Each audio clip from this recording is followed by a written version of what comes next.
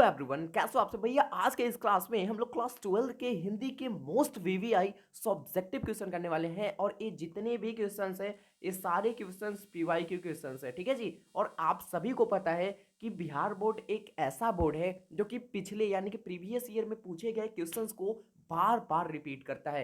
यानी कि PYQ questions को ही बिहार बोर्ड बार बार पूछता है। यानी कि 2010 का 12 में डाल देगा, 12 का 14 में, 14 का 16 में, इसी तरीके से बिहार बोर्ड का प्रोसेस चलते रहता है। तो इस सारे क्वेश्चन पीवाईक्यू के हैं, ठीक है। तो वीडियो को स्टार्ट से लेकर एंड तक देखना, चाहे पे पहले बार हो तो सब्सक्राइब करके बेल नोटिफिकेशन और पे कर लो यार, ठीक है। और जितना जल्दी हो सके आप 50 सब्सक्राइबर कंप्लीट कराओ ताकि लाइव आकर हम लोग कुछ अच्छा कर सके और लाइव में कुछ अच्छा कर सके और कुछ अच्छा मचा सके, समझ रहे हो। सो कर लेना, ठीक है। और आइए कर दे वीडियो को स्टार्ट, ठीक है। और आइए कर दे वीडियो को स्टार्ट और आइए कर दे वीडियो को स्टार्ट। आप सभी के सामने पहला नंबर प्रश्न है कि अगर हम में वाक शक्ति न होती तो इस सृष्टि क्या है जी। अगर हम में वाक शक्ति न होती तो क्या होता यार, बताओ भाई। अगर हम में बोलने की क्षमता नहीं होती तो क्या होता। ये क्वेश्चन आपसे कर रहा है यहाँ पे। और ये क्वेश्चन बिहार बोर्ड के हिंदी के पहले नंबर चैप्टर से, जिसका नाम है भैया क्या, बातचीत, जो कि बाल कृष्ण भट्ट जी के द्वारा लिखा गया है। तो वही आप सभी से पूछ रहा है कि अगर हम में बोलने की क्षमता नहीं होती तो ये क्या होती, मतलब क्या होता। बस आपको यही एक्सप्लेन करना है थोड़ी। तो आप सभी को पता है कि अगर हमें वाक शक्ति न होती तो ये पूरी सृष्टि, ये पूरी दुनिया गूंगी प्रतीत होती। सही बात है, बात तो यार सही है, बात में कहीं ना कहीं तो दम है ही, ठीक है। कि अगर हम में बोलने की क्षमता नहीं होती तो ये पूरी सृष्टि गूंगी, समझ रहे हो। तो वैसे पूरी सृष्टि, वैसे आपके गली मोहल्ले में या फिर कोई भी शहर में रहते हो तो शहर में आपने देखा होगा एक दो वैसे बंदे मिल जाते हैं जिनके अंदर बोलने की क्षमता नहीं हो पाते, ठीक है। तो आ, वही यहाँ पे कर रहा है कि अगर किसी में भी बोलने की क्षमता नहीं हो तो सारे तो गूंगी बन जाएंगे ना यार, सारे गूंगे बन जाएंगे। किसी में बोलने की क्षमता नहीं होती, सभी लोग चुपचाप बैठे रहते और हम जो बोलकर एक दूसरे के सुख दुख का अनुभव करते हैं वो भी नहीं कर पाते। यानी इनका कहने का मतलब है कि सभी लोग चुपचाप बैठे रहते। भैया तुम में बोलने की शक्ति है नहीं, तुम क्या बोलोगे, सामने वाले बंदा को समझ में आएगा ही नहीं, वो भी भैया गूंगा है। अच्छा, इंटरेस्टेड की बात तो ये है कि भैया वो भी गूंगा है, जिससे आप बोलोगे वो भी गूंगा है और बोलने वाला भी गूंगा है। तो लाइक एक दूसरे से समझ नहीं पाते चीज़ें, समझ रहे हो। बस वही बोल रहे हैं यहाँ पे। और जैसे आज के टाइम में क्या होता है कि हम बोल पाते हैं, बोलने की क्षमता है हम लोगों में, तो हम लोग किसी एक दूसरे से बात शेयर कर लेते हैं, ठीक है। दुख सुख को भी शेयर कर लेते हैं कि भाई जानता है आज मेरा बर्थडे है, आज मेरी क्या क्या ही बोलूँ, आज मेरी दीदी का शादी है, ठीक है। तो वो खुशी मिलती है, एक दूसरे से खुशी को बांट लेते हैं, वो भी बंदा खुश, मैं भी खुश, समझ रहे हो। और दुख होता है, भाई पता है मेरी मम्मी का आज तबीयत खराब हो गया तो वही लाइक हॉस्पिटल में भर्ती हो, तो उसके लिए 2,000 रुपये चाहिए, समझ रहे हो। तो आज के टाइम में तो दुख दुख को भी आपने बांट रखा ना किसी से, आप दुख किसी से बता पा रहे हो, तो ऐसा भी है कि लाइक दुख बांटने से मन हल्का हो जाता है। तो लाइक आप किसी से दुख भी शेयर कर पा रहे हो, सुख भी शेयर कर पा रहे हो। और जब हमें बोलने की शक्ति ही नहीं रहेगी, हम ना बोलेंगे, वो भी गूंग मैं भी गूंग, ना बोलने की शक्ति रहेगी तो हम लोग चुपचाप बैठे रहेंगे, ना ही सुख दुख का अनुभव कर पाएंगे एक दूसरे से, समझ रहे हो। ये चीज़ें हो जाती है और नहीं अनुभव कर पाते। बस लाइक यही है कि अगर हमें वाक शक्ति न होती तो क्या होता। तो फिर से एक बार मैं एक्सप्लेन कर दे रहा हूँ, अगर हमें वाक शक्ति न होती है तो पूरी सृष्टि जो है ना वो गूंगी पड़ी रहती, पूरी सृष्टि गूंगी प्रतीत होती और सभी लोग चुपचाप बैठे रहते, किसी से कोई मतलब नहीं। जो बोलकर एक दूसरे से सुख दुख का अनुभव करते हैं, वाक शक्ति न होने के कारण एक दूसरे से कह सुन भी नहीं पाते और ना ही अनुभव कर पाते, ठीक है जी। इसमें कोई दिक्कत नहीं, कोई दिक्कत। चलिए आगे बढ़ता हूँ मैं। अगला अगला क्वेश्चन। उसने कहा था कहानी कितने भागों में बटी हुई है, कहानी के कितने भागों में युद्ध का वर्णन किया गया है। तो मैं आपको अपने शब्दों में बताऊं तो उसने कहा था को कौन लिखे हैं जी, चंद्रधर शर्मा उलेरी जी ने लिखा है, ठीक है। और ये जो आपका कहानी है, ठीक है, कहानी है आपका। और ये जो आपका कहानी है वो 5 भागों में बांटा गया है, 5 भागों में विभक्त करा गया है। इनमें से 3 भाग युद्ध से रिलेटेड है और 2 भाग लाइक लव वगैरह का चक्कर है। तो पढ़ लेना आप सभी, आपको समझ में आ जाएगा कहानी, ठीक है। तो वही कह रहा कि उसने कहा था कहानी कितने भागों में बटी हुई है, तो मैं आपको बता दूं कि जो उसने कहा था कहानी है वो 5 भागों में बटी हुई है, विभक्त करी गई है। और इस पूरे कहानी में 3 भागों में युद्ध का वर्णन है, द्वितीय और तृतीय तथा चतुर्थ भाग में युद्ध के दृश्य है। और बाकी पहला, ठीक है, पहला और अंतिम, पहला में तो लाइक वही लव वगैरह का चक्कर है और अंतिम वाले में लाइक लहना सिंह मरता है, वो सब इमोशनल टाइप का थोड़ी चीज़ें है, समझ रहे हो। और बाकी दूसरा भाग, तीसरा भाग और चौथे भाग में जो है वो युद्ध का वर्णन करा गया है, ठीक है जी। चलिए आगे बढ़ जाइए। अगला क्वेश्चन है कि कहानी के पात्रों की एक सूची तैयार करिए। ये जो सूची आपको तैयार करनी है ना, जो आपको लिस्ट बनानी है ना, उसने कहा था चैप्टर के जितने भी लोग हैं, उसने कहा था चैप्टर में, उसने कहा था कहानी के चैप्टर में जितने सारे भी लोग हैं उनके बारे में आपको बस लिस्ट तैयार करनी है, कुछ लोगों के आपको नाम बताने हैं। तो यहाँ पे एग्जाम में ऐसे तो आएगा नहीं कि कहानी के पात्रों की एक सूची तैयार करिए, ऐसे तो आएगा नहीं भैया। वहाँ पे डाल देगा कि उसने कहा था चैप्टर में जो जो पात्र है उनको, उनकी जो आपको सूची तैयार करनी है, ठीक है। सो आइए देखते हैं। तो कहानी में कई पात्र हैं, सही बात है यार, कहानी में एक बंदे मिलकर थोड़ी कहानी को रच देंगे यार, कवि होता है एक रचने वाला, और बाकी कहानी में मुख्य पात्र बहुत सारी चीजें होती है, बहुत सारे लोगों का अलग अलग कैरेक्टर होता है, समझ रहे हो। तो जिसमें से कुछ प्रमुख पात्र हैं, कुछ गौण। कहानी के पात्रों के नाम निम्नलिखित है। लहना सिंह नायक है भैया, यही ये जो कहानी है ना, इसी का हीरो है। कौन है हीरो? लहना सिंह। सूबेदारनी है, सूबेदार हजारा सिंह है। बोधा सिंह है जो कि सूबेदार का बेटा है। अत्तर सिंह है जो कि लड़की का मामा है। महा सिंह है जो कि एक सिपाही है। वजीरा सिंह है, ये भी एक सिपाही है। और लपटन साहब, यानी कि ये सब जितने सारे भी लोग हैं वो कहानी के पात्र हैं, ठीक है। चलिए जी आगे बढ़ जाइए। नारी की पराधीनता कब से आरंभ हुई? नारी की पराधीनता यानी कि नारी को कब से, लाइक इतना कम रिस्पेक्ट, रिस्पेक्ट आज के टाइम में, हाँ यार सारे लोग रिस्पेक्ट नहीं करते नारी के आज के टाइम में भी, मैं बता रहा हूँ रियलिटी। लिटरली मेरे को जहाँ तक लगता है कि आज के टाइम में भी बहुत कम लोग ऐसे हैं जो कि नारी की रिस्पेक्ट करते हैं। और यहाँ पे क्वेश्चन है कि नारी की पराधीनता कब से आरंभ हुई, यानी कि नारी को लोग उतना सम्मान देना, उतना लाइक मतलब समझ रहे हो, जितना लड़कों को फ्रीडम मिल पाता है उतना लड़कियों को फ्रीडम नहीं मिल पाता आज के टाइम में। अभी तो थोड़ा कुछ हो रहा है धीरे धीरे, लाइक वो ठीक है। और बाकी गांव में देखोगे ना तो गांव में तो वही है यार, पहले वाला ही कंडीशन। और शहर में भी है थोड़े मोड़े, जो कि गांव के लोग बस चुके हैं तो उनमें भी है लाइक कि लड़कों को जितना फ्रीडम मिलता है उतना लड़कियों को नहीं मिल पाता। तो बाकी यार बराबर सम्मान मिलना चाहिए, बराबर हकदार है दोनों लोग, ठीक है। तो वही कह रहा है कि नारी की जो पराधीनता है वो कब से शुरू हुई। तो देखो ध्यान से, रामधारी सिंह दिनकर जी के अनुसार, रामधारी सिंह दिनकर ने चैप्टर लिखा है कौन सा, अर्धनारीश्वर, जिसमें शिव और पार्वती के कल्पित रूप को उन्होंने दिखाया है, दर्शाया है, उसके बारे में एक्सप्लेन करा है। तो वही रामधारी सिंह दिनकर के अनुसार रामधारी सिंह दिनकर जी कहते हैं कि मानव जाति ने जब कृषि कार्य प्रारंभ किया, यानी कि जब से मानव ने कृषि करना, लाइक कुदाल चलाना, खेत में जाकर बीज बोना, ठीक है, फसल उगाना, यही सब होते हैं ना कृषि के काम। तो वही रामधारी सिंह दिनकर जी कहते हैं, अकॉर्डिंग टू रामधारी सिंह दिनकर, कि मानव जाति ने जब कृषि प्रारंभ किया, कृषि का कार्य प्रारंभ किया, तो मानव का जीवन दो भागों में बट गया। यानी कि इनके अकॉर्डिंग, रामधारी सिंह दिनकर के अकॉर्डिंग, कि जब से कृषि कार्य में मानव मतलब कृषि कार्य करने लगा, वहीं से जीवन का दो पार्ट बट गया, समझ रहे हो। तो जीवन दो भागों में बट गया। पुरुष कृषि कार्य में लग गया, यानी कि जितने भी पुरुष थे वो कृषि कार्य में लग गए, और उसका अधिकांश समय खेती बाड़ी में ही बीतने लगा, और नारी घर पर ही रहकर उसका काम, घर गृहस्थी संभालना रह गया। यानी कि पहले भी मानव मानव और मानव का कहने का मतलब नर नारी दोनों हो जाएंगे ना जी। तो नर नारी जब कृषि काम नहीं होते थे ना, तो नर नारी साथ में मिलकर घर में रहते थे, और घर का काम वगैरह सारी चीज़ दोनों साथ में मिलकर देखते थे, समझ रहे हो। और जब से भैया कृषि कार्य प्रारंभ हुआ, मैंने बोल रहा हूँ अकॉर्डिंग टू रामधारी सिंह दिनकर, रामधारी सिंह दिनकर जैसा बोल रहे हैं कि जब से कृषि कार्य स्टार्ट हो गया, उसी टाइम से जीवन दो पार्ट में बट गया, उसी टाइम से जीवन दो पार्ट में आपका बट गया।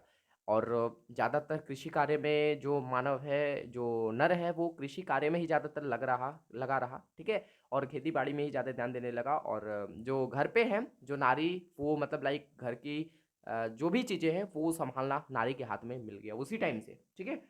उसका काम घर गृहस्थी संभालना रह गया, यही से उनकी पराधीनता की कहानी प्रारंभ हो गई, समझ रहे हो जी। और बाहर का जीवन यानी पुरुषों का जीवन बड़ा होता चला गया, और नारी का जीवन छोटा हो गया, यानी कि जो नारी का जीवन है वो घर तक ही सीमित है, ऐसा कुछ बोल रहे हैं रामधारी सिंह दिनकर जी। और मैन यार रियलिटी भी आज के टाइम में है, ठीक है। आप खुद देख लो यार, जितना आप घूमते होगे आपकी बहन उतनी इंजॉय नहीं कर पाती होगी जितना कि आप करते हो, समझ रहे हो। तो लाइक कि इस पे थोड़ी डिस्कस करनी चाहिए आज के टाइम में भी, ठीक है। और नारी को भी उतना फ्रीडम मिलना चाहिए जितना कि एक इंसान को मिलता है, इंसान नहीं, इंसान में तो दोनों आ जाएंगे, जितना कि एक लड़का को मिलता है उतना ही फ्रीडम लड़कियों भी को भी मिलनी चाहिए, ठीक है। बात तो सही है, खैर कहीं कहीं ना कहीं क्या बात पूरी सही है। चलो नेक्स्ट क्वेश्चन, प्रवृत्ति मार्ग और निवृत्ति मार्ग क्या है? और प्रवृत्ति मार्ग और निवृत्ति मार्ग क्या है, इसके बारे में थोड़ा आप हमें बताइए। इसका आंसर आपको लिखना है, उत्तर लिखोगे कि प्रवृत्ति मार्ग का तात्पर्य है वैसा विचार या वैसा मार्ग जिस पर चलने वाले लोग अपने जीवन में आनंद और सुख चाहते हैं।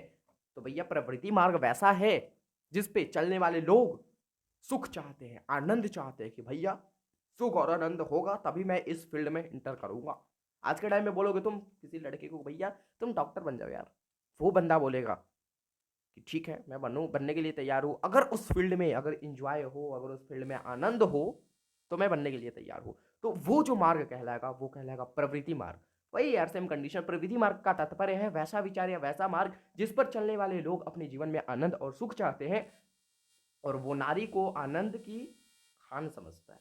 ठीक है, और उसके विपरीत अगर उसके उल्टा चलो निवृत्ति मार्ग क्या है, तो निवृत्ति मार्ग से तात्पर्य है वैसा विचार या वैसा मार्ग जिस पर चलने वाले लोग अपने जीवन में आनंद और सुख नहीं चाहते हैं। कोई टेंशन नहीं है भैया अपने कैरियर की, वो सुख नहीं चाहते भैया, वो सुख नहीं चाहते, वो आनंद नहीं चाहते, तो वो उस वैसे फील्ड में चलेंगे ना, तो वो आपका क्या कहलाता है, वो आपका निर्वृत्ति मार्ग कहलाता है। ठीक है, वे लोग नारी को अपने जीवन से निकाल दिया या फिर त्याग कर दिया। कौन? निवृत्ति पथ पे चलने वाले लोग, समझ रहे हो, नारी को अपने लाइफ से निकाल दिया या फिर तो उनका त्याग कर दिया। जो निवृत्ति पथ पे चलने वाले लोग होते हैं, जिनको आनंद नहीं चाहिए होता, जिनको मोह माया नहीं चाहिए होता, वो लोग, समझ रहे हो। चलो अगला क्वेश्चन है कि बुद्ध ने आनंद से क्या कहा। बुद्ध ने भैया आनंद से क्या कहा, पढ़े हो? नहीं पढ़े हो, क्यों नहीं पढ़े हो यार, बताओ बुद्ध ने आनंद से क्या कहा था जी। व्हाट? उत्तर, बुद्ध ने आनंद से कहा था, आनंद, मैंने जो धर्म चलाया था वो 5 सहस्त्र वर्ष तक चलने वाला था, किंतु यह 500 वर्ष चलेगा क्योंकि नारियों को मैंने भिक्षुणी होने का अधिकार दे दिया है। बुद्ध ने आनंद से यही कहा था कि मैंने जो धर्म चलाया था, यानी कि बुद्ध ने जो धर्म चलाया था, सॉरी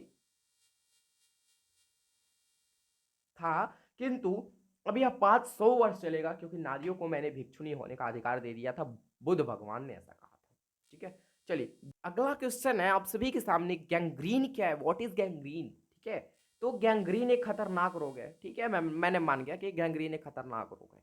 तो कैसे लोगों को होता है यार, हम हैं तो मेरे को नहीं हुआ गैंग्रीन आज तक, आप है तो आपको नहीं हुआ, मैं चाहता भी नहीं हूँ कि किसी को हो। ठीक है, तो एक गैंग्रीन कैसे लोगों को होता है पता है, पहाड़ियों पर जो रहने वाले लोग होते हैं उन व्यक्तियों में पैरों में कांटा चुभना आम बात है। सही बात है यार, कभी पहाड़ पे गए हो, पहाड़ पे गए होगे तो वहाँ पे तरह तरह के अलग अलग तरह के कांटे मिलते हैं वहाँ पे। ठीक है, मिलते कहने का मतलब बेचते नहीं है यार ठीक है, मिलते कहने का मतलब ये नहीं कि कोई बेच रहा होता है कांटे को।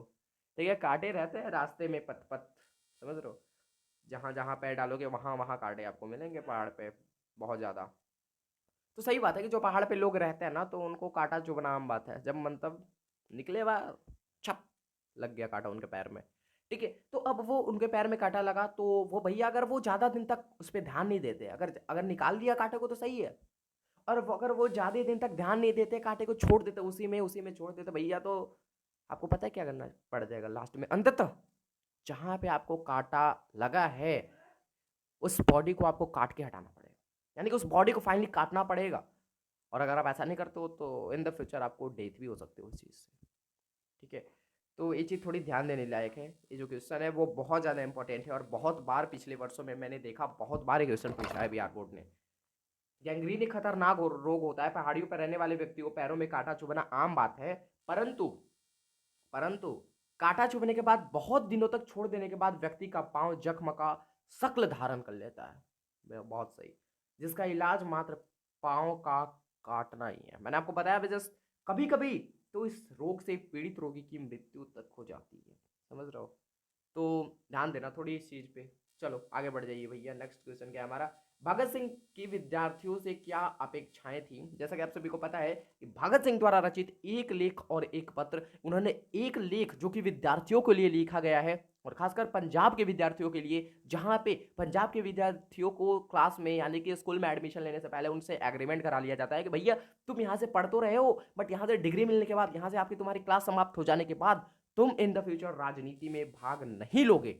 अब मैं आपसे पूछता हूं, क्या एक विद्यार्थी की हक नहीं है, क्या एक नागरिक की हक नहीं है कि उसके देश में क्या चल रहा है, क्या मतलब जिसको उन्होंने वोट दिया है, क्या वो बंदा हमारे हित के बारे में सोच रहा है, क्या वो हमारे देश की ग्रोथ के लिए क्या चीजें सोच रहा है, क्या कर रहा है। एक नागरिक की हक नहीं है कि नेता उसका क्या कर रहा है उसके बारे में जानने के, बिल्कुल हक है यार, उसने वोट दिया है, समझ रहे हो? तो उसकी हक बिल्कुल है और छात्र की भी बिल्कुल हक है कि वो राजनीति के बारे में अच्छी तरीके से, पॉलिटिकल के बारे में अच्छी चीज़ों को समझे, ठीक है? तो वही पंजाब के लोगों को ऐसा नहीं करने दिया जाता था, खासकर स्टूडेंट को। तो भगत सिंह ने एक लेख लिखा था उस चीज़ पे और लेख में उन्होंने बोला था कि भगत सिंह के विद्यार्थियों से बहुत सी क्या है अपेक्षाएं हैं। वे चाहते हैं कि विद्यार्थी राजनीति तथा देश की परिस्थितियों का ज्ञान प्राप्त करे। बहुत सही, भगत सिंह ने लेख लिखकर बहुत अच्छा काम किया यार। उनके सुधार के उपाय सोचने की योग्यता पैदा करे, वे देश की सेवा में तन मन धन से जुट जाए और अपने प्राण न्यौछावर करने से भी पीछे न हटे। यानी कि कुल मिला के अगर बात करी जाए तो भगत सिंह को स्टूडेंट से, विद्यार्थी से बहुत सारी अपेक्षाएं थी, ठीक है?